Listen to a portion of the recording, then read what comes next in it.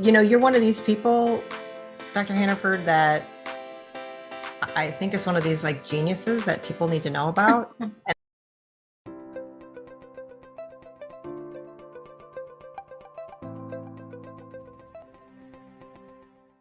Everybody, I'm Dr. Rimka, and I'm going to do something kind of funny. It's going to look really weird to you. And this is something I learned from this woman you're seeing right in front of you. She's Dr. Carla Hannaford. I always refer to her as a neurodevelopmental biologist. She has a PhD in neurophysiology, and I'm going to let her explain a little bit more of her background because I probably wouldn't be able to do it justice. She is probably the most influential researcher and author in my personal life. I read one of her books for the very first time. I think I was roughly 18 or 19 years old. I was an undergraduate student, biology major at the time. Don't know how I came across this book. I think it was a divine intervention. It was called Awakening the Child Heart. Very hard to find. If you can find it, bless you. But you can get an updated version of that. She's kind of rewritten that. It's called Playing in the Unified Field. That came out a few years ago. But I would say get a hold of every single one of her books, and we'll have them drop down in the description. So, these are some of my most recommended books. Parents want to know what books, educators want to know what books. They're coming to me for ADHD, dyslexia, learning disorders, anxiety, panic, anything that your child is dealing with. I always recommend her books as a starting point. It was incredibly influential in my entire trajectory of my education and in all of these small and huge decisions on how I raised my son. I was reading from what she wrote in that book, forever ago, and I read it as a teenager, and I'm 48 now, Dr. Hannaford. So we've met in a conference before, but I want you guys to know there's a lot I've always wanted to ask you. We're going to get into some of those things. So first tell them a little bit about, what I just said. Where did you get your PhD? Where did you go to school? And kind of what got you to where you are and in your career today. So my PhD is in neurophysiology from Columbia Pacific University, which was a university without walls. And what was interesting to me, I did not read until I was 10. And yet I actually started at Colorado State University on a PhD program and dropped it because my head professor took my research and published it under his name. And I was, at that time, as a woman in science, Candace Pert was a very good friend of mine. And we just were not honored for our work at all at that time. But then I was teaching at the University of Hawaii. I moved from Denver, Colorado, where I was teaching, to Hawaii. And my daughter was having troubles with reading, same kind of thing. And I had been using Georgi Lazarnov's work in my university classes, which is a beat a second music. So I had this Baroque music on in the background and did a lot of visualization of, running the blood through the whole body system and the skeleton and the muscles, and for them to be able to easily take in the information. And so I was invited to work with intermediate children using this, especially the CSAP program, the Comprehensive Student Alienation Program at the local intermediate school. And I thought, great, my daughter's just going into this school, I can be with her. She was mortified I would possibly do this, but yeah, you're ruining her life. Ruining her life. It was just a 9-week pilot project with these kids. And right before I started the project, I took a Touch for Health class, because back in the 70s, when I was teaching in Denver at the university, a lot of my students were going on to become certified nurses, and a program. And at that time, all of the hospitals in Denver were taking Touch for Health, having their nurses take Touch for Health. And so my students would come in, they say, stick out your arm, stick out your leg, and they'd show me things, and I was fascinated So I took this Touch for Health class from a nurse practitioner there in Hawaii. And she said, if you're going to be working with these kids, you need to know brain gym. And she showed me 4 things, one of which you just did, the thinking caps. The other was cross crawl, the hookups, and then the lazy 8s for the eyes. And so I thought, well, I'll just do it with these kids. So they gave me 17 kids to work with. And they would come in individually, and I had a beat a second music on in the background. And then I'd have them do these movements. Well, after about 2 weeks, I'm starting to get teachers coming in and saying, what are you doing with Jessie? What are you doing with Leilani? What are you doing with Sheila? What are you doing? And I said, well, a little of this and some of this and this. Why? The big one that really caught my attention was Jessie. And it was interesting. I'm teaching full-time at the university, doing this pilot project, for 9 weeks as a single parent. And they handed me all the files for these kids. I didn't read them. Thank God I didn't read them because I had no preconceived notions. And I remember when Jesse came in, he was bigger. And I thought, I wonder about this kid, but I hadn't read anything about him. I said, what do you want to do? And he says, well, I work on reading, I guess. I said, great. What are you interested in? He said, motorcycles. So we went to the library and we got a magazine on motorcycles. We did the movements. We worked on reading. The teacher had come to me because he had offered to read in class. Amazing. Yeah. They didn't think he could read. I mean, and the teacher says, about Jesse? And I said, no, honestly, I don't. He's 17 in intermediate school. He'd been beaten from the day he was born. He was mean. Everybody hated him. I did. I thought he was a kind of a cool kid, but I didn't know, and so here was this kid that was getting the confidence to do something. And every day he'd come to school with the idea, today's going to be a better day, And then the other teachers were saying, this kid is doing this kid is doing that. And I'm like, wow, these movements, what's happening with these movements? And I started, looking at the research, and there wasn't anything. And as a neurophysiologist, I knew, when you move, you're activating the frontal lobes a lot because this is the motor cortex in this area here for the hands and the whole body, moving around. And the cerebellum is very important for movement. And so I wasn't getting a lot of information. But then the principal asked me if I would stay on. And so I did for 4 years in the intermediate school. The next year, the principal for the grade school asked if I would be the counselor for special ed and do these movements. And it was like, great, I have a laboratory. Yeah. So now I'm working half-time at the grade school, half-time at the intermediate as a full-time professor at the university, and a single parent. I was younger. It helped. Yeah, I think I was your age, actually. And so, I was learning so much from these kids about, movement, how important movement is. Yeah.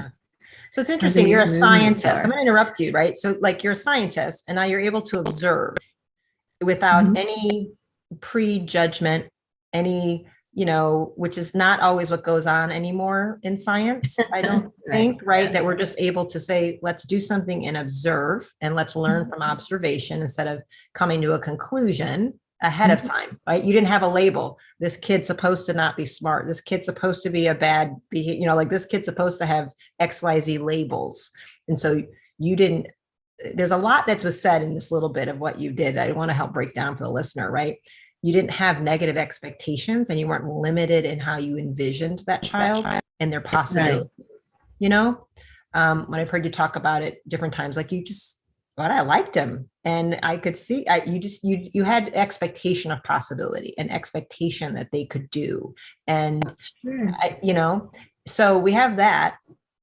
And I'm really struck by what you did and how different it is in education. It probably was in other education at the same time, but today, how many movement, finding a subject matter that is of interest to the child, that so they're intrinsically self-motivated to want to learn, right? You like motorcycles? Let's get stuff on what you actually care about instead of trying to read something that has no interest and is horrible and boring and has no emotional connection for you, right? You use emotion and desire to help motivate that, child, Jesse, and movement. And what I've always been struck by, and we can get into this more, and you talk some neurology, reading your books and countless others, because you started me on this journey of looking at this. Yeah. And I've said so many times reading it, I go, I don't really understand at this point. They understand neurology, they understand developmental biology, we understand learning. Why are the schools set up to do almost exactly the opposite, 100% of what these experts are explaining, how we learn, how the brain develops, and what you should be doing to optimize brain performance in education? It sure seems like the schools are hearing it and then saying, well, let's make sure we do everything opposite. Let's eliminate movement. You had sound and music, right? Movement that are both all nutrients and facilitate neuronal connections and lowering anxiety. This is where I've been stunned at for 25 years going, can someone explain this to me? Because we know how this works. How come it never gets translated to any superintendents and to the teachers? And I know it's a big question, but I'd love to hear your opinion on this, because at this point, it's not a mystery. People like you have figured this out. Brain gym and this and ILS and sound and music.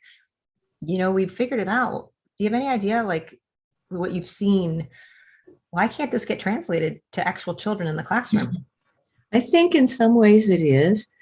The awareness of it is certainly coming forward, but it's taken a long time. Now, I just want to add something to what you were saying too there.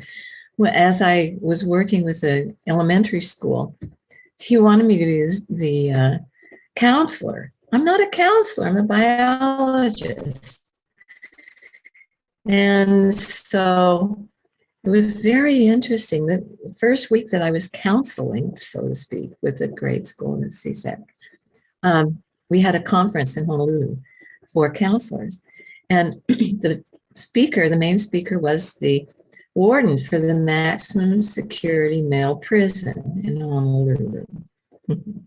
Wow. And he said something that stuck with me that was very important, and I think it's really key to everything that we do. He said every time one of those prisoners would walk through his door, he would say to himself, what has this man come to teach me? What is the dance we're to do together? And I think every child is different, every human being is different. And we have to come from that space to look at how we're educating people. And that's why the dominance profiling work has been so vital in my work, which actually started in the early 70s, but going on from there. But in 1999, something happened that changed a lot. We had been thinking before then that the brain was the big thing, and you had to sit still and be quiet and learn. And that was the only way to do it. And the body was a distraction. So in 1999, Gerd Kipperman and Fred Gage discovered that we're actually growing new nerve cells till the day we die in the hippocampus, which is the memory center, but also the Japanese had done some research finding that it was all along the spinal cord. We're growing new nerve cells and in the olfactory lobes for smell. And Henrietta von Prague in Marion Diamond's laboratory at Berkeley, excuse me, who had been working with rodents and learning, how do they learn best, realized that it was movement that was key. And Henrietta taking apart the pieces of an enriched environment, found that it was running wheels. And I remember reading an article in Science, 20 years before, from Marion Diamond about the fact that movement was key to growing these new nerve cells. They were growing new nerve cells to the day they died, these rodents. And at that time, she had even postulated that it had to do with humans too. And we said, we're not rodents.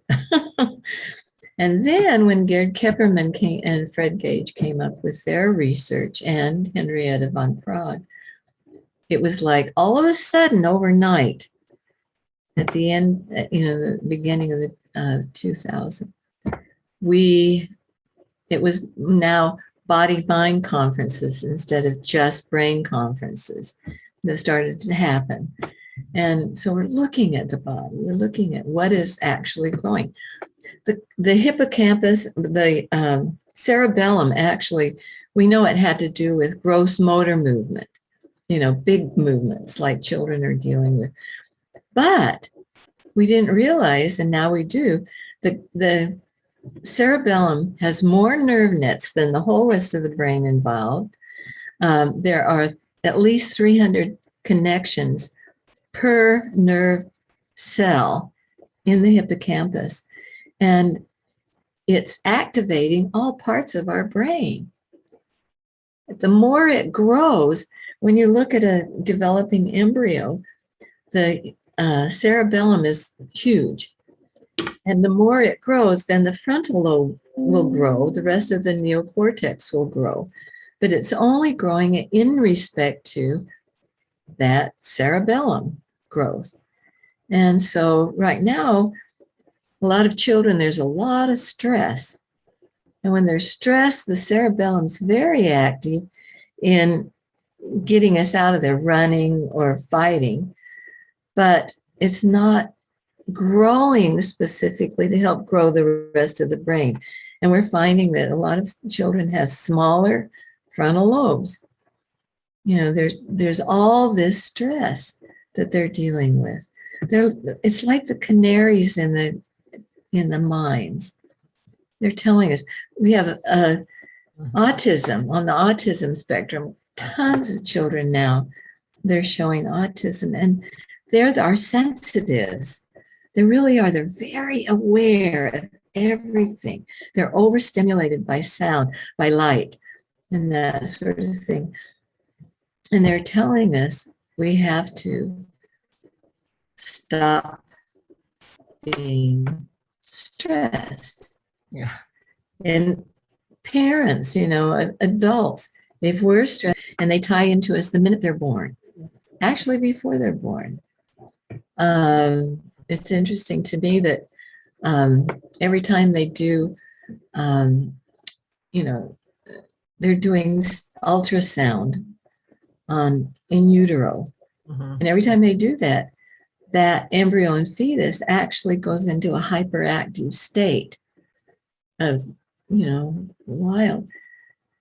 So even early on. Yeah. And the time they're doing the ultrasounds, it's often, typically the schedule, it's right with the ear development, the vestibular cochlear development. And so there's a lot of evidence. I don't know if it's proven yet, a lot of correlation of, is this part of, they're not developing right, the ear canal, the eustachian tube, and the angle is incorrect. And this is part of why we're having so many of these chronic ear infections, as well as because there's an actual structural problem from the ultrasounds interfering with the normal development, as well as then how it connects to the cerebellum. Let's just do a quick review. But also, just let me add to that too. Yeah. We're vibration. Yeah. And so in my book, Playing in the Unified Field, we know that from cymatics that we actually formulate our body structure through sound. And by doing these ultrasounds, yep. In utero, you're actually causing real dissonance in the structural formation of the embryo and fetus. Yeah, I just had a conversation right before this with a potential client who's said his grandmother died of Lewy body dementia, and the pain of that. And he's has a 3-year-old, and he's looking at he and his wife about getting pregnant again, this and that. And I kind of had to say some things. I'm like, well, it all kind of starts with her egg. It starts with your wife. It starts with those eggs, and it starts with her mother before her, and what we're going to do to clean these eggs, and try to explain like, and all the light, sound, frequencies, and everything that hit her and that egg and that baby inside of her. This is where we need to start. People think about doing all of this after the baby comes out, and not really understanding. Here's the thing. We need to start a little bit ahead of time. So, which is, I love that you brought that up, which is a great point, because that's in general what I do with neurofeedback and recording brainwave activity. I'm looking at and explaining to people, you're beings of light. You are vibratory, light, sound. It's all the same thing. For me, I look at creation. I think it's all really generating from sound. I don't necessarily believe in a big bang, but I think it's interesting they have that term and what sound, vibration, and shapes and geometry, but that's maybe a whole other cosmic motor. Yeah. And that's cosmic motors. And we have these nanomotors in our mitochondria. It's giving us life. So review in terms of, let me get to this point, maybe something practical that we can tell parents who are listening, because people are in crisis and people are stressed and people are overwhelmed. They're not knowing what to do. And let me just say something here too. Okay, one of the main chemicals that helps us learn is dopamine. And what we're finding out now too is that the more we move, and enjoying moving, walking in nature, playing, rough and tumble play, all of that, we increase our dopamine levels. Okay, that's a biggie. The other thing which you just brought up too is we're saying that when we do activities, when we're moving like that, we increase mitochondria within our muscles and within the brain. And the mitochondria, of course, are the center for our energy. And I see so many people, and children especially, that are lethargic and couch potatoes, and it's because they're not moving enough. They're not activating that system that brings in more mitochondria into the system. So sorry. I love it. I love it because you're my movement brain expert. And the way you guys, you mentioned dominance profile. She's got this amazing book, and we'll touch on this, the dominance factor, where, because I think it'll relate to the cerebellum and the anxiety and the stress and what people are going through and how that's shutting down development. You guys are the front of the brain, the prefrontal cortex, right? And this part of the brain isn't done till about 25, 26 years old in boys and girls. There's a little bit more speed in girls, which is why an 18-year-old girl seems like she's 25 compared to an 18-year-old boy. God bless him. I have a son, of 15. I have to remember, I'm like, oh, right. I can't compare him to how I was at that age, because I know there's a big lag in what happens.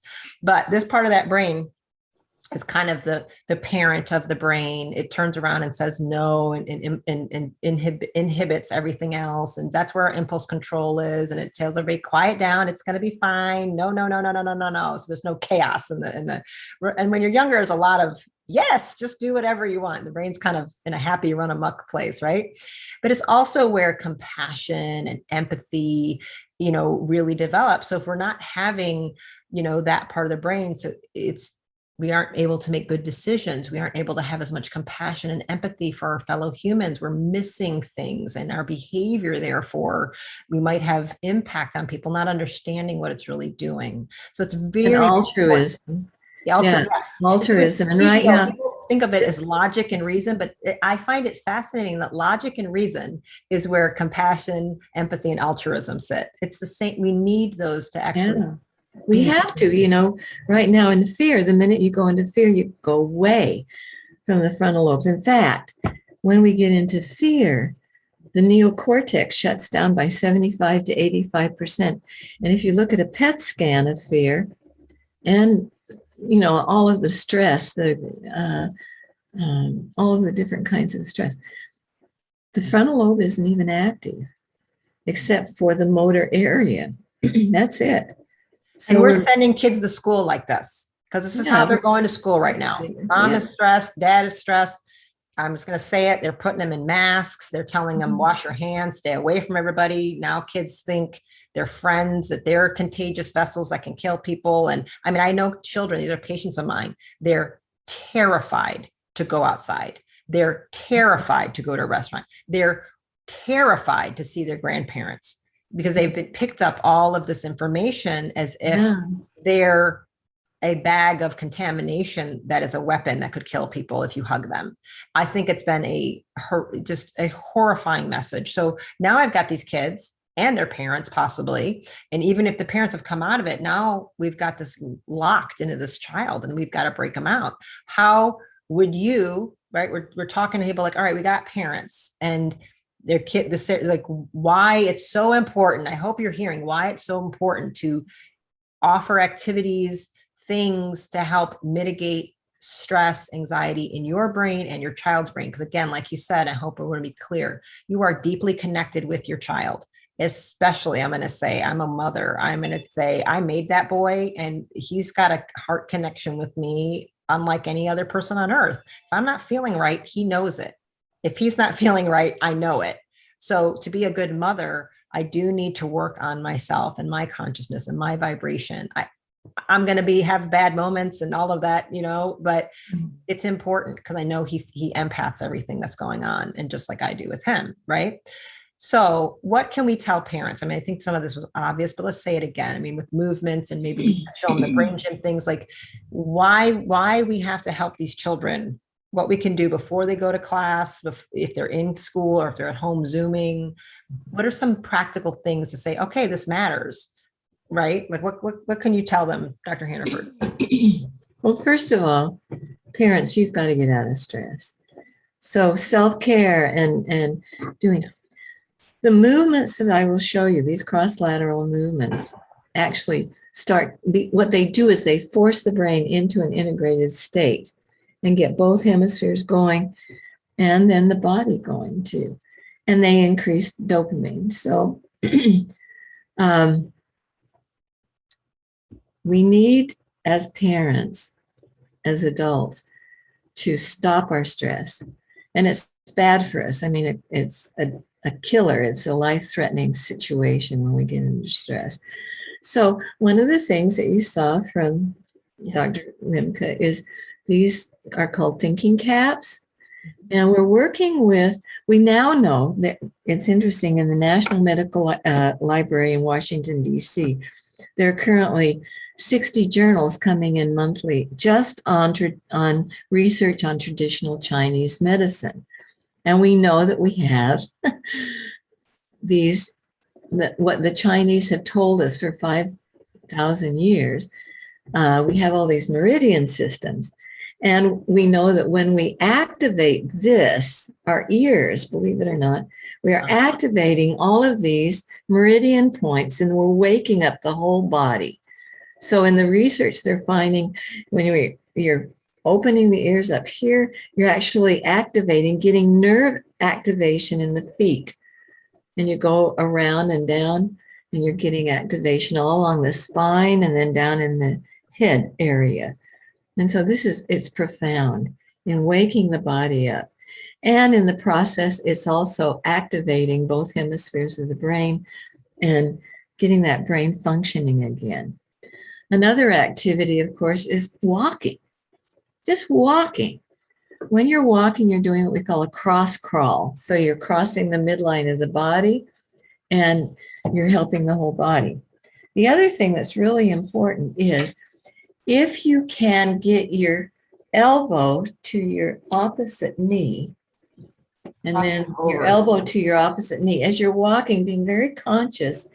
And the slower you go with balance, you're activating a system called the vestibular system, the vestibule, the entryway into the brain that has to do with the inner ear, but also the core of the body, the navel, and that whole solar plexus area.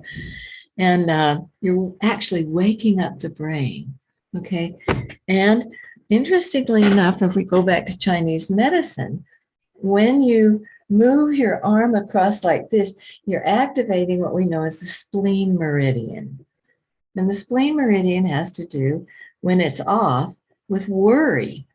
So by going very slowly like this, You're helping to get rid of worry.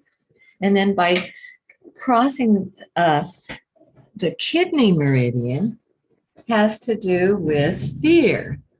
And so the kidney meridian has to do with leaning over. It has to do with this muscle here. It's called the psoas, the iliopsis muscle. And so when that contracts, it allows us to lean over or lift our legs. Okay. And so when we do that consciously, like this, we're actually getting rid of fear and worry. The worry has to do with spleen meridian and the latissimus dorsi muscle. And we're actually I seeing love it. So walking and walking in nature, being present, being in the moment. Don't take your cell phone. No cell phones, no computer. Walk in nature without them. You be aware of that. The other movement that is really profound is called the hookups. And so if you take your hands, we know that there's the huge area up here, both in the motor cortex and the sensory cortex, so the frontal lobe and the parietal lobe, have to do with the hand. This is the last structure to fully develop on the body. It's our most important structure are the hands. The more we use our hands, the more of the brain is being activated. And right now, this doesn't count. Right. She's No, swiping as if she's texting. I'm going to side note you. This is why my son learned that right there. Learn to knit, learn to make candles by hand, learned all of these things before I ever attempted. He learned the violin at 4, long before he learned to read, or I asked him to know how to read, right? So learning, understanding what's going on by learning to knit and crochet and things, woodworking and making things, whittling with your hands. Parents, let your children do these things. That's how they're going to activate their brain. That's how they become a better reader. That's how they become better at math. It's by doing these things when they're younger with their hands. And nowadays, a lot of kids having, handwriting therapy is a major thing in OT because kids' hands are so weak and so uncoordinated because they've never made Play-Doh with, like flour and water and kneaded dough. Their hands are too weak. They're not used to actually having any skill to do anything because they're on devices instead of making Play-Doh or making wax or knitting. Again, which is part of the amazing kind of education you can get in some of these like Waldorf philosophy or things like that. So and Montessori. So I want to, and they can't use clothespins even. They don't have that strength there to do that. And get them cleaning the house. Yeah. A young child, you give them a rag and say, why don't you clean the refrigerator? They love it. Yeah. It gives them something of value to do. Another good one is laundry, right? Because of how that folding laundry crosses over left and right. That's a great one that I tell parents. Yeah. I'm amazed how many patients I have whose kids don't do any chores. I mean, they're 7, 8, 9, 10, 12. I go, they're not doing chores. Mom will go, no. And of course, she's exhausted. I'm like, so, okay, step one, you need more. So you can have self-care. The kids have to start cleaning and they should know how to do this. It actually makes them feel good. It makes them have a sense of accomplishment. They know they're contributing.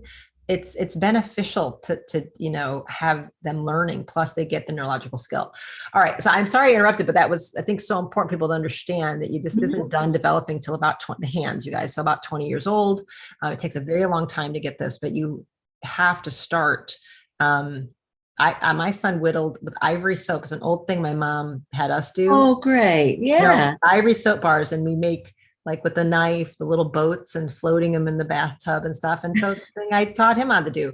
And a lot of parents think I'm crazy that I would let a little kid have a knife. I'm like, he's fine. He knows how to cut. He can make soup. He should be learning how to use a knife, and how to cook and make things with me. It makes him stronger and he has to get skill set. But I think we're overprotecting our kids as if they can't do anything. And it's making them weaker and weaker and weaker. So hand development, getting outside, Really important. lots of Yeah, movement. and then hand development early.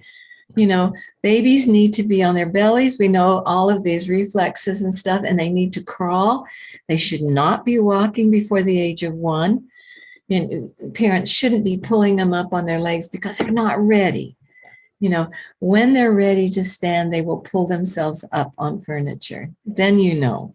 But they need to be down there where they're, you know, working their hands and their strength. And then they need to be able to pull themselves up on furniture, and then all sorts, you know, whatever they can do with their hands is great. So this movement is, if you take your hands, turn the backs to back, so the thumbs are down, then put one on the other like this, roll it under, get your shoulders away from your earlobes. This is huge. What you're activating is a huge area of the brain because this is so complex. You can feel all the fingers. And then cross one ankle over the other. And you can do this sitting down, but it's better if you stand up, because then you have to get your balance and you're activating that vestibular system, which helps the whole brain to think and work better. Okay. And And let me then add, I would add to it, I would want them to be barefoot on the grass outside in the sun. great. That Yeah, would be how, if you want to supercharge this, you guys. optimal. Yeah. And then just rest your tongue on the roof of your mouth. And it's interesting, if you have any kind of balance problems, or the child does, have them click like you would if you were nursing. And we find a couple things with this. If you feel back here, when you do that, what you're feeling are the ligaments of the tongue, the lingual ligaments. Those ligaments activate the vestibular system. So they're helping to activate that whole balance system right there. Also, what you're hitting on the roof of the mouth is the sphenoid bone, which is what we call the batwing bone. But it helps it move and oxygenate the brain. So you're getting movement. You can feel that within here too, that whole thing. So laying the tongue on the roof of the mouth and line, and then just being present. This is really important. Focusing, looking around at your environment. This will stop the stress so fast. Dean Ornstein did a wonderful research project with 800 cardiac patients. And he took 400 of them. And he says, when you start to feel stress, sit down, look around you, get really present, and be grateful for where you are and, you know, what is going on in your, just be really present in this moment. The other 400, that was the control. That control group at the end of the year, 43% had reoccurring heart attacks. The group that stopped and got present, no reoccurring heart attacks. So getting present is really, really important. We need to be present. This is a biggie. When our children come to us, and women, we're worse than the men in the fact that we are multitaskers. And so we're constantly thinking of everything and doing everything and whatever. And so oftentimes when our children come to us, we're like, okay. And we've got many things going on. We've got our shopping list and we're, you know, trying to deal with the child, and we're not present. Our children need our presence more than anything, especially when the rest of the world is falling apart. They need us to be present. We need to be present. We need to be present with our spouses. We need to be present with our friends. We absolutely need to listen. This is the biggie. And so stopping everything we're doing, getting down on the level of our child, or if your son's 15, he's probably tall, actually being present, being there, looking, listening, not trying to figure out what the next thing is that you're going to be doing, is so vital. It may be the most important thing you can do. And That's we a know with great point. children, it has to do with timing. So if you have a child that is 3 minutes is max. That's all they need for you to be absolutely present for them to feel safe and go out and live in their world. Give them 5 minutes. My son just called me out on this month ago, let's say, and I think I'm present. I think whatever, right? But also he's 15 and I'm in the kitchen. I'm always, I mean, I'm always behind. I got too much to do. I own a business, I have a house and this, and it's the laundry, the cooking, the cleaning, the charting, so I think I can just be doing everything while you're talking to me. I'm like, what? And he really called me out, pulled me aside and was like, Mom, I'm not trying to criticize. He was so sweet about it. Like, I'm not trying to criticize, but that really stresses me out. And you're doing all these things. I need you to just stop. I don't feel like you're listening to anything I'm saying. I don't feel I'm heard, and I'm thinking, I can totally hear you. What are you talking about? Because I can hold 100 things on my mind at the same time. But I heard it and I was like, and all that I wanted to say to defend myself. And I realized, oh, and I saw him again kind of, well, if he was 3 or 4 or 5, I never did that. I was incredibly present. I had the gift. I stayed home until he went to kindergarten. I didn't. Oh, great. Yeah. Yeah. I was able to breastfeed him till he was 3. I was able to do, I was there. If you want to look at caterpillars for 4 hours, we can look at caterpillars for 4 hours. I don't really, he taught me presence. He taught me now. I did all this meditating and all these seminars and read all the Eckhart Tolle. I learned it all from him by just being with him in the moment, watching how he could just be in the moment, So he just called me out. My 15-year-old did just tell me. And so I really appreciate you talking about that, being present, and how many of us, because this is what I see parents doing today. And I'll let you continue, but it's scaring me. Especially women. So they did a study with. Look at me. You see what I'm doing? Right. What do you want? What do you guys need? Yeah, it's fine. We're gonna order in dinner. That's what I see mothers. Exactly. And I see it all the time too. Frightening. Yeah. And men think 70% less than women, this research showed. And we need to learn from our men to be present. They're absolutely present. When I ask my husband, what are you thinking? He says, nothing. It's true. They can be more present. And they're finding right now, as men are staying home with the children because the women are able to get more of the jobs right now, that they're actually doing a better job because they're more present and they're more playing with the kids. They're more there. So we, especially us as women, need to learn to just really stop, look at the person. Don't be chattering in here, what am I going to say to them when they, what's the next, how can I fix this? Forget that. Just listening.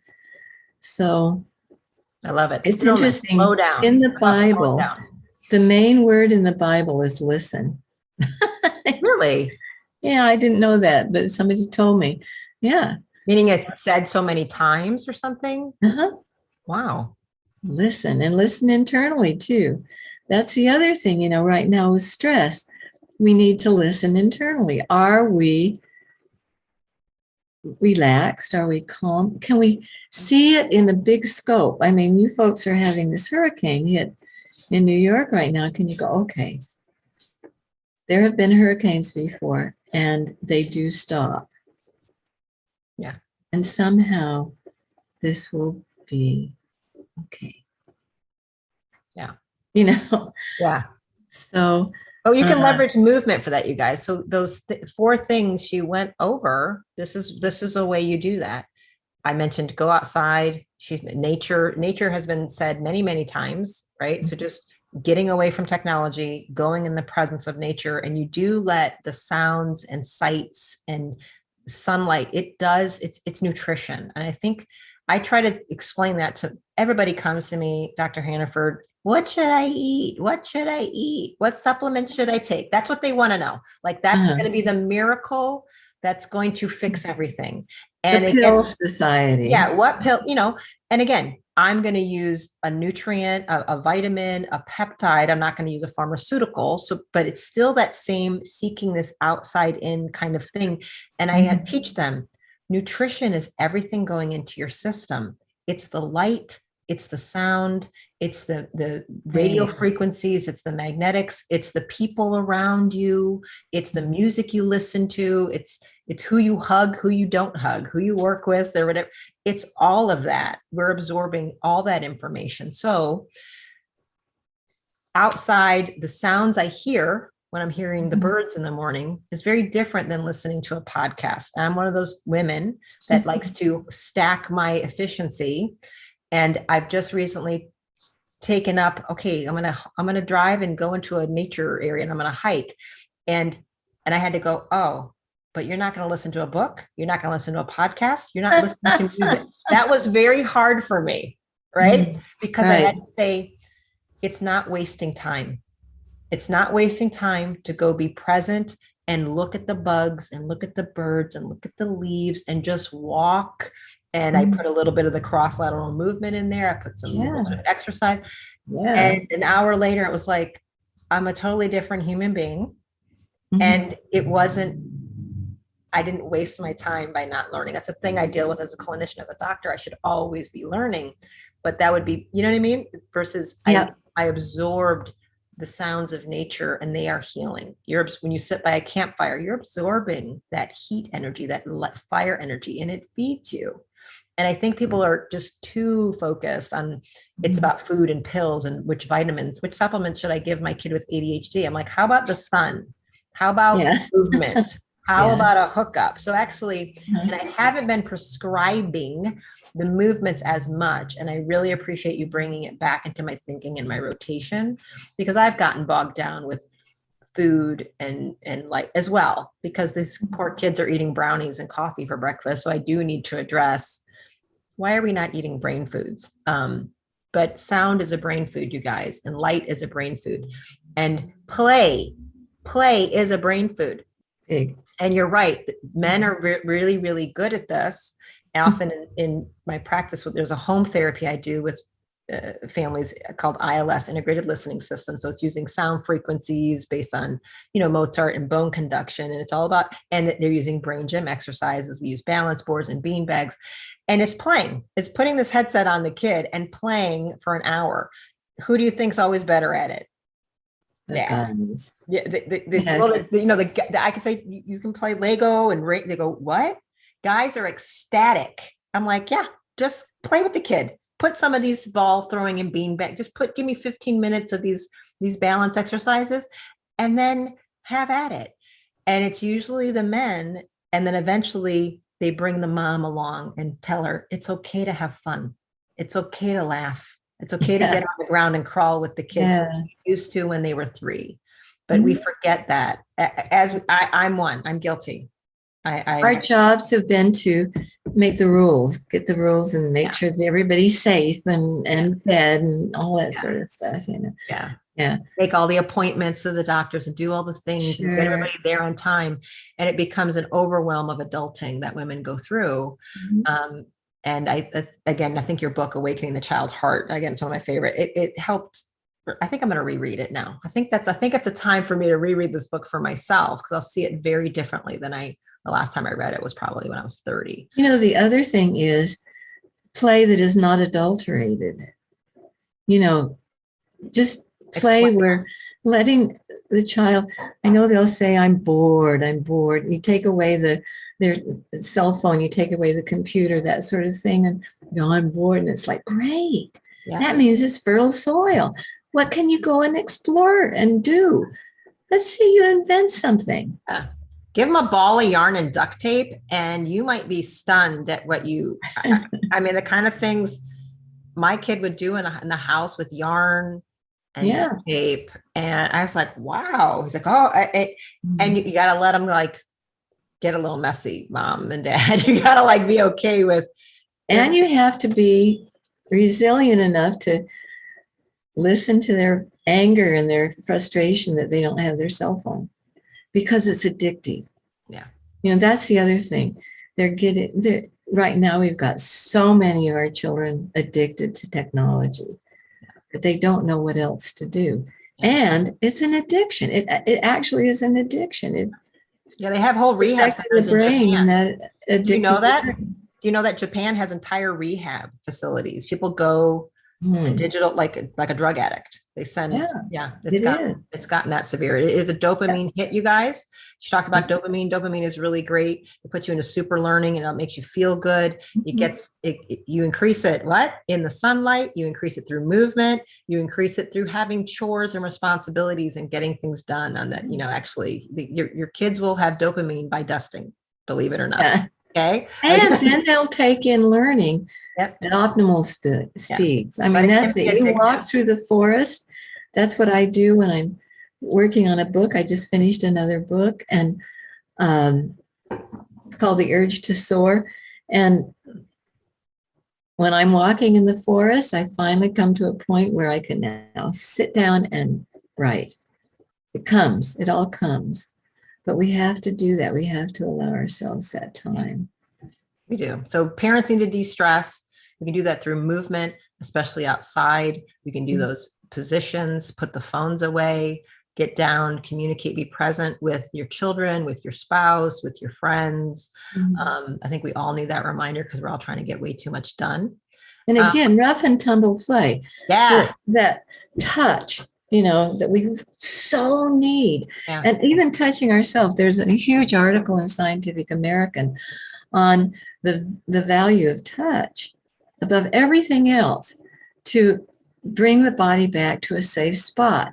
So even self-massage, how often do you massage your hands, and your arms and your chest? I do it every day, Dr. Hannaford. I do it every day to myself. And I do use a little bit of plant medicine. And I do it because I'm desperate for it. And it's interesting. I didn't realize how much I was doing that to decrease my stress. I just thought, and massaging our children's hands, and their feet. When I teach parents to use essential oil and rub their kids' feet at night. So pro tip, parents, vetiver on your kids' feet. So what we just did here, is a bunch of acupuncture meridian. Your feet have them too. We know about it as reflexology, but you can do it with your children. Vetiver is an essential oil that it's the most calming one out there that people don't know about. It's a superstar. It helps with it increases. They did studies, EEG studies on this. Have you know about that? Yeah, it increases attention concentration, lowers ADHD. Right. Vetiver is the only essential oil proven via EEG studies to change brainwave activity. And it's a sedative and it helps with sleep and it helps lower anxiety. So it's like this incredible rooty, earthy essential oils. And every mother that I ever have that does this every night to her children has always said, I'm not sure if it's helping her or him more than me. I mean, because this is the greatest thing. It puts them both in this parasympathetic, high vagal response, relaxation state. They are connecting and bonding. And I think for many mothers, it gives you an excuse to be rubbing still on your 7, 8, 9, 10-year-old that you don't snuggle with the same way as you did when they were yeah. It sounds like lavender, just really. Vetiver is even way better. Lavender doesn't do it. Well, yeah. Anyway, really cool. I'm careful about. I think it's important, whatever we do, just massaging would help with anything would help. Love it.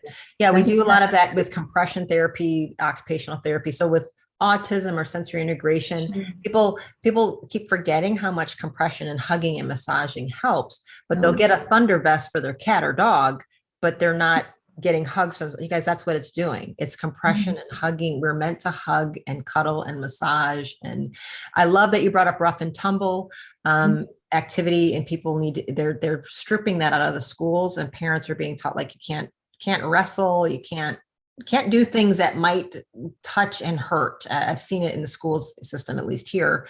And I just interviewed a couple guys. I have a podcast that's about me as my journey raising a young boy into being a strong man. And there's a lot as a woman trying to raise a boy into a man that I don't know about because I'm not a man, you know? So I'm like, oh, there's a lot of things here I don't really understand. And I should get some help from some men that I respect and I think are strong and I want my son to be like.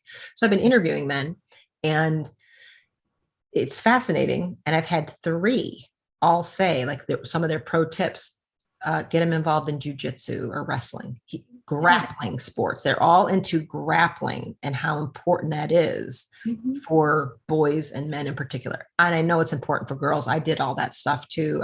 I grew up in the 70s and we were lots of wrestling and throwing around and King of the Hill. And these physical kind of contact games seem to be very shunned and discouraged today. And kids are missing out on all that touch. Yeah, they're missing it. So we need to provide it. Yeah. Let's talk about the book, the new book. When's that going to come out? And basically, I don't know that it ever will. Oh, we'll see. Yeah. really? To the point where, yeah, my publisher is looking at it. So we'll see. But it's actually just more memoirs and a story of my work around the world with my daughter.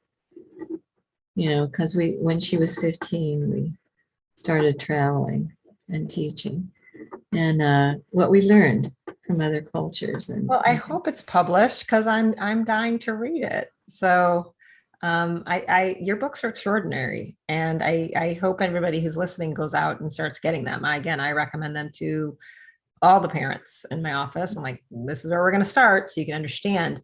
And I think the more people know, the more they'll be able to influence the schools, go to school board meetings, explain like, why is recess going away? Why can't these kids do 5 minutes of these movements before every class?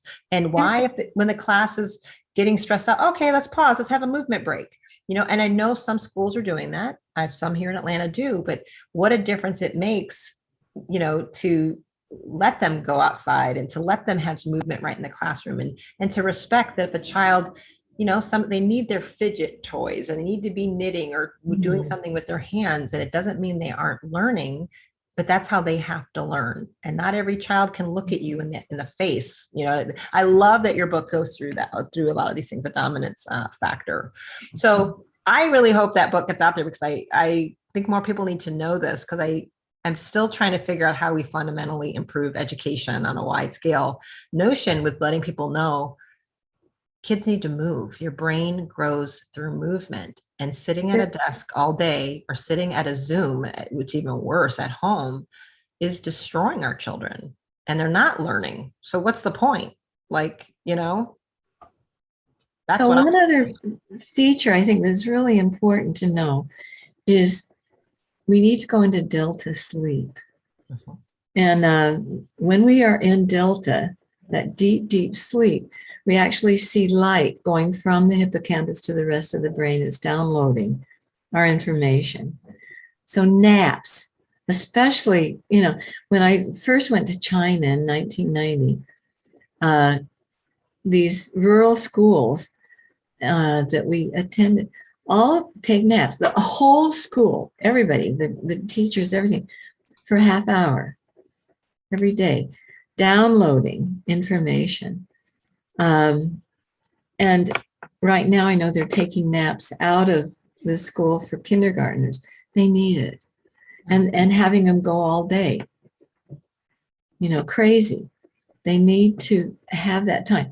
And not just children, but we as adults need that to download. So I'm just, you know, we're sleep deprived. That's another thing that makes it really difficult to learn. And so those naps where you go really deep, cat naps, that's it. That's that delta state. So just another thing in there to think about. Yep.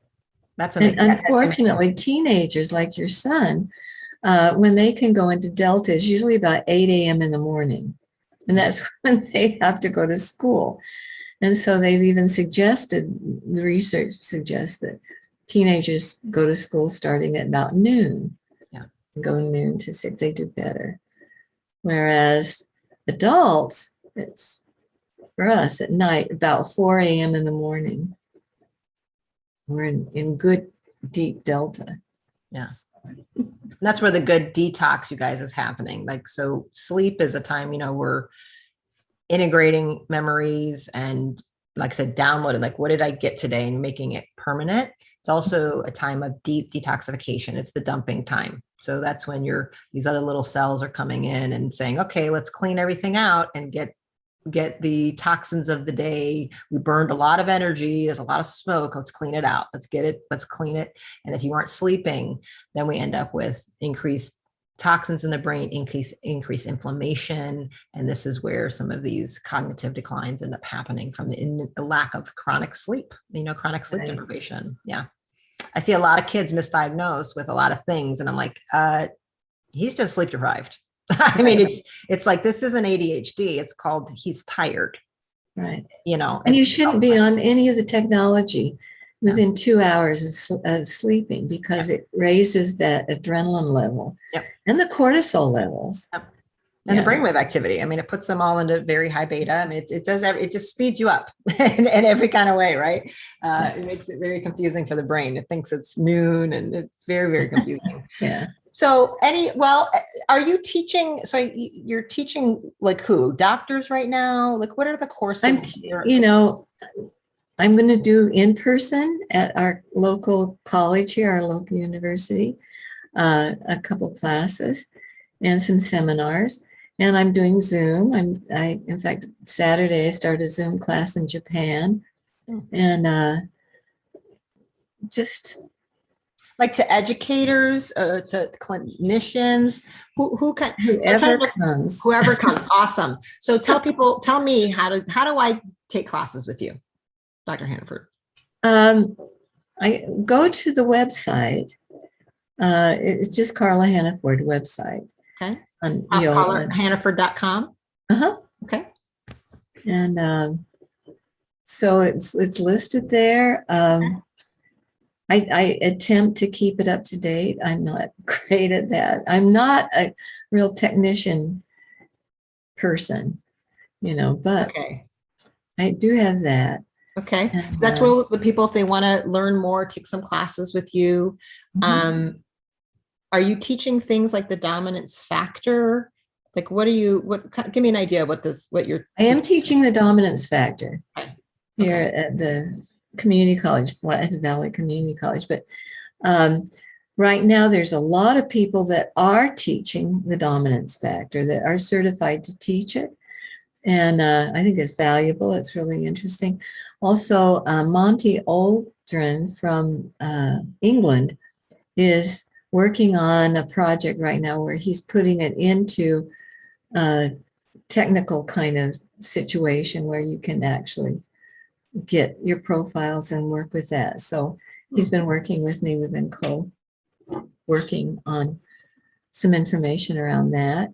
My publishers know about it, so they can always go to Mark at greatriverbooks.com, and he will keep a line of what is happening with the publications. Yeah. So perfect. Well, I say people should start by getting your books and learning. And I think as much as I want teachers and educators to like just change the schools, but it probably is going to start more with parents reading it and understanding and going, oh, and it's like, yeah, like this is why this is important. And this is because I've seen school boards. My sister went through this with her kids.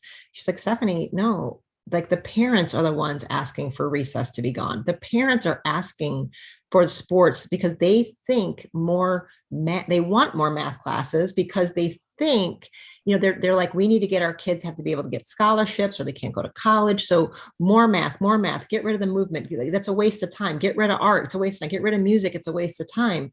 And I'm just like, that's because they don't understand brain development. If they really understood, no, but that's actually going to make your kid better at math and make them a better reader. And that's actually the winning way to do it. Then I think they would say, oh, let's rethink this and let's demand, the movement back into the classroom, because of course, every parent just wants what's best for their child. They want the best for them. They want the best. And it's interesting in Singapore to see this, because in Singapore, they were starting children at 2.5, sitting and reading. Wow. And by the time they were 85% wearing glasses. Yeah. And then they were testing the kids like crazy so that they could get into, it's a lot of testing, no play. And so they could get into the best universities, and many of them in the United States, Yale, Harvard, Princeton, Stanford. But those kids would go in, they could test well, they learned to test well. They got into these universities and then they drop out because the universities asked them to think outside the box, and they couldn't. They didn't know how to. So it was interesting that the prime minister went to Denmark, which is considered the top education system in the world because it has more important science, more important art, more important everything than per capita than any other country, to see what they do. They don't start reading until the age of 7.5 or so. They don't test until the age of 12. And when they test, it's again what we're testing, math and language skills, but there's no grades. They just are told, this is an area you're weak in, work on it. They have the ability. It's an amazing program, open, wide open.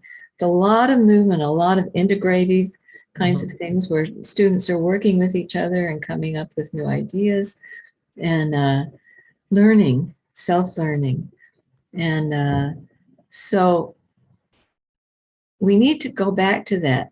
Singapore right now is doing great because they've come back. They're not reading until the age of 7. They're not pushing like we are in the United States. And Awesome. a lot of movement. They do Tai Chi every day. Yeah. It's Yeah. huge. And here, music, lots of music throughout their whole program. Very important. yeah, I wish that's how it was here.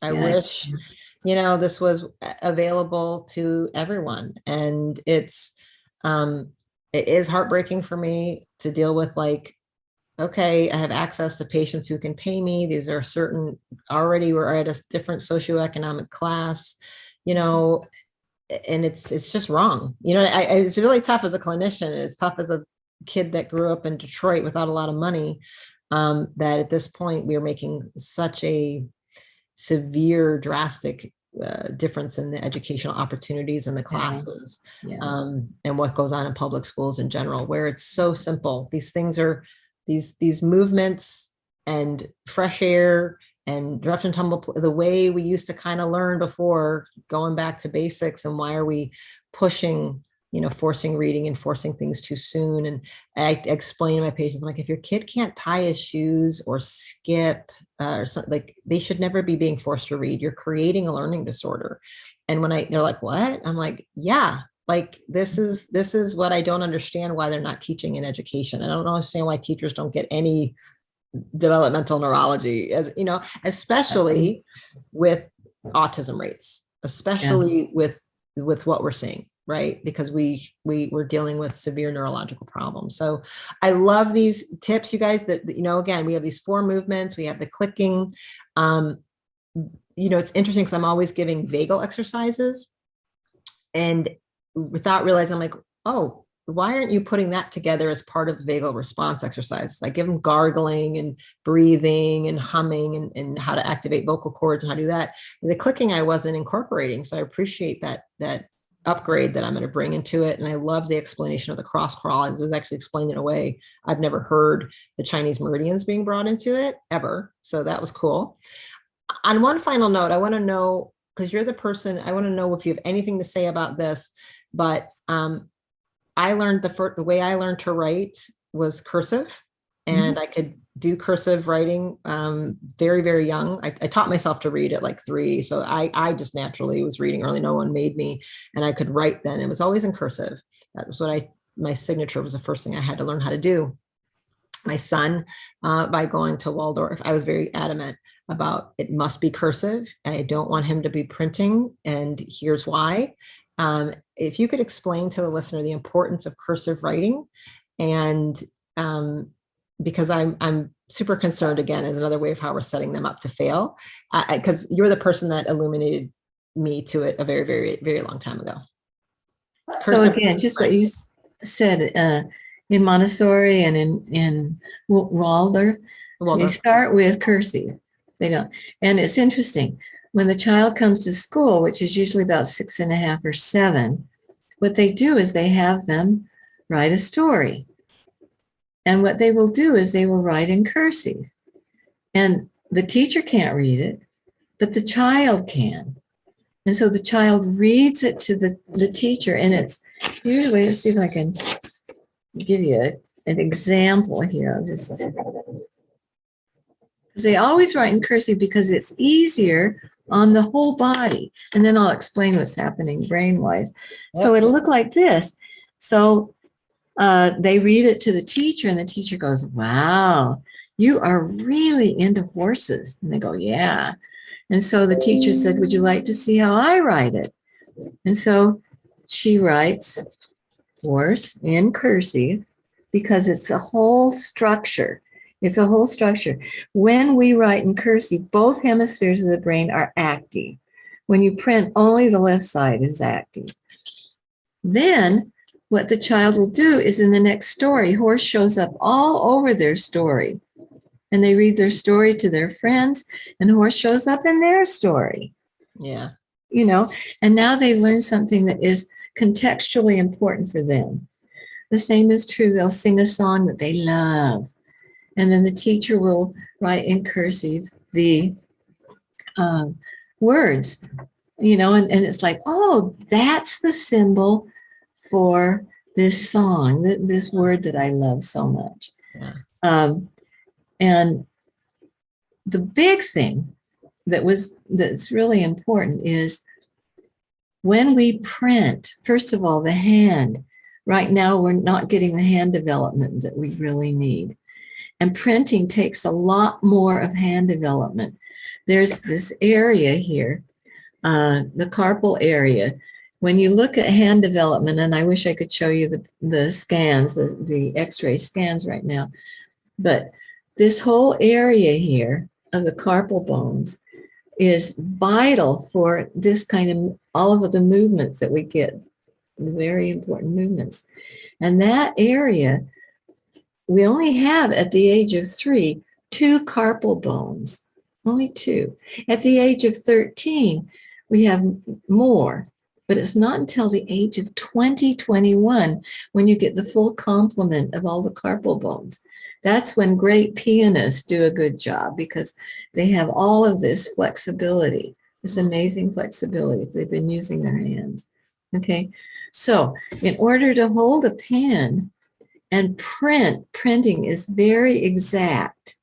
Mm-hmm. You have to have these carpal bones. And we're asking our children who don't have them, that aren't developed, to do something that is totally inappropriate. Whereas cursive is very fluid. It actually allows us to think faster, to put information on a paper faster.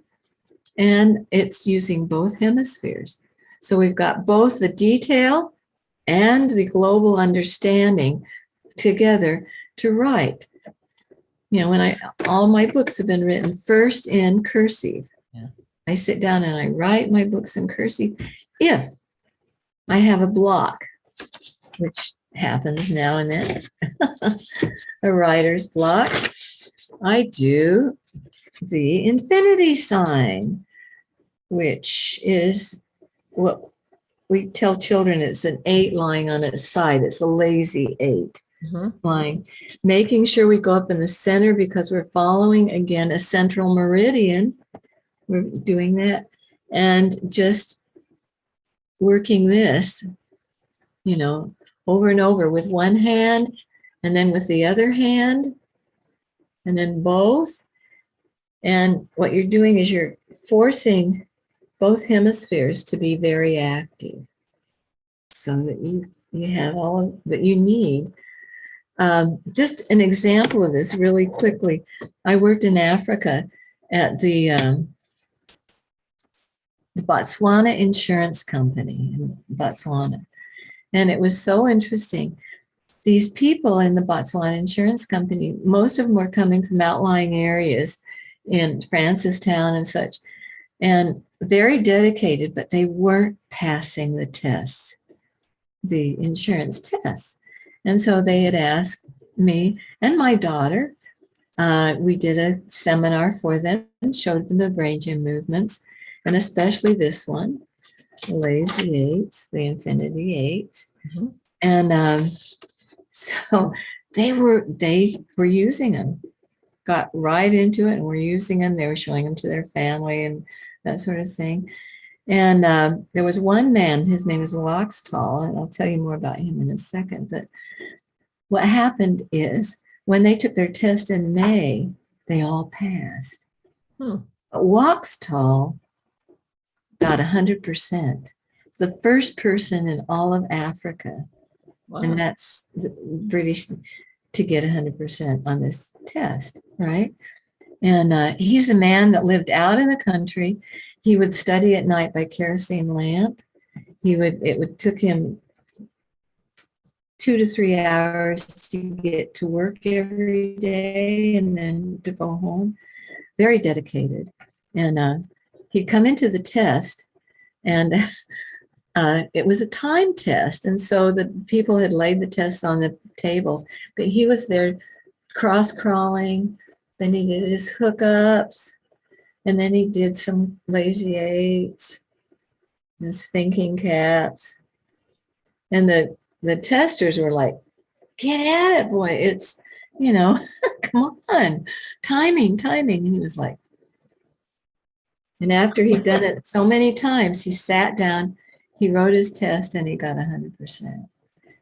And when they asked him, what did you do? He said, I waited until I could see my book. Yeah. His brain had come together. He now had it. So these are powerful. These are very powerful movements. And how many times a day do you recommend? How many times a day do you recommend somebody do them? Let's say. Whenever you feel stressed. Okay. Stop for a minute and go into hookups.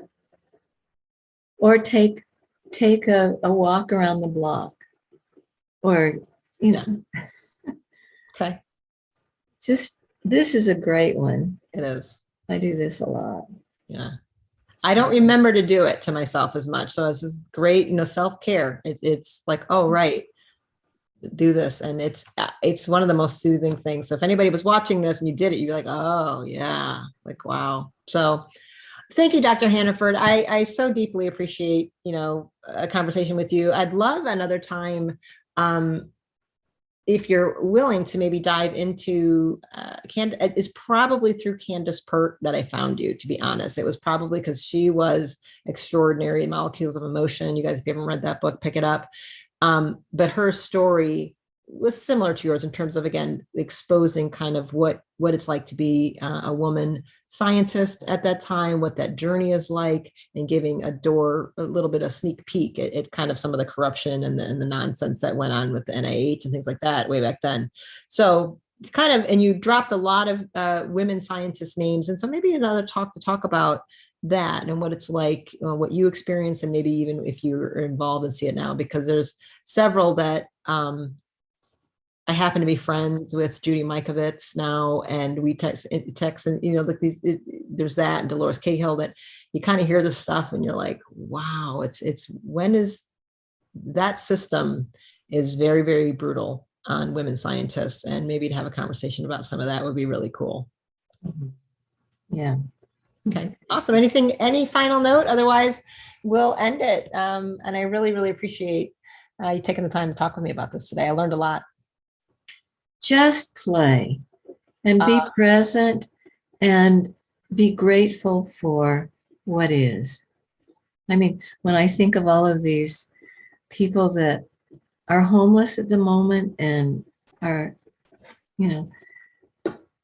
it's like, okay, for me, in order to assist the planet at this time, I must be grateful, and I must be present, and I must get out of stress.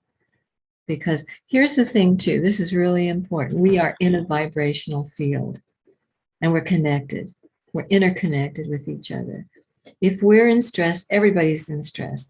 Fear mongers, they make it very easy for them to do things that are not good for the planet, not good for each other. So we need to get out of fear. We need to get out of stress. We need to be appreciative. What is real is not in the news. They focus on violence and things because it is not common. What is common is that we're with our families. There's love, there's connection, there's caring, and we need to do that.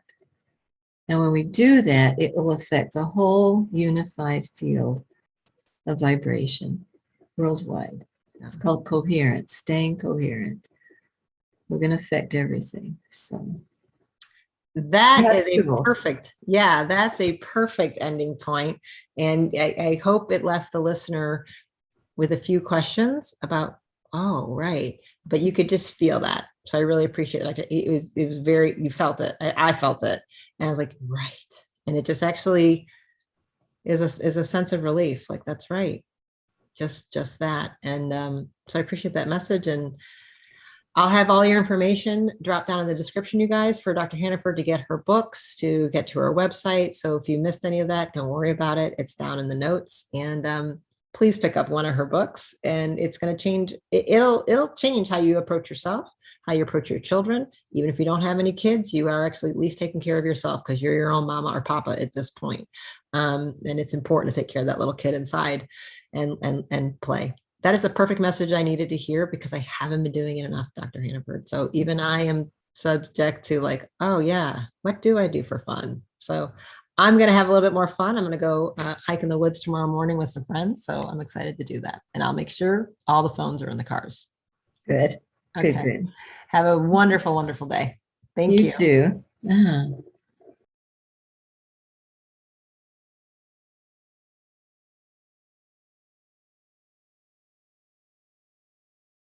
So I focus on neuromodulation. I do a lot of therapies with light, sound, magnetism, electricity to rewire brain function, eyes. I'd have to deal with a palate, and if they have to get dental devices. So I work with vision therapists, and I do a integrated listening sound system, and the dominance. All this stuff is what I've been doing. I read your books 25 years ago. I read them in college. Wow. I read Awakening the Child Heart like 19 years old. Right. Wow. And I will say that, and it's true. I had you sign all my books and all that stuff. Some of my patients took I lent out books. I'm like, I don't have the autograph one anymore. That's probably the book I may have recommended the most, but it deeply influenced how I looked at education, and I didn't even know how much it influenced, but definitely even my parenting. My son started playing Suzuki violin at 4 by ear because good for him. My son went to Waldorf because of what I was reading in your books, So you have deeply impacted me. And then my learning about brain-based things. I became a chiropractor to help people with schizophrenia and drug addiction. That's how I looked at it when it was explained to me, when I understood I'm trying to affect neurology. I didn't care about an emotional well-being, and I didn't want to do it with drugs, which led me into doing neurofeedback, because my nephew is autistic, and looking at what that did with his brain, I was like, well, I got to learn how to do it. So that's primarily, I really do brain therapies, holistic ways, with neuroplasticity. So it leads to kind of learning about this stuff and learning into sound. Nobody taught me in school about the ear, really what the ear and vestibular cochlear system and what that was doing. And then I learned about the palate and the mouth and how the high arches. I was like, this is, it's like in movement. So there are very specific branches in chiropractic, diplomats in neurology, diplomats in pediatrics, that put, eye movements and movement and reflexes. That's a huge part of what they do.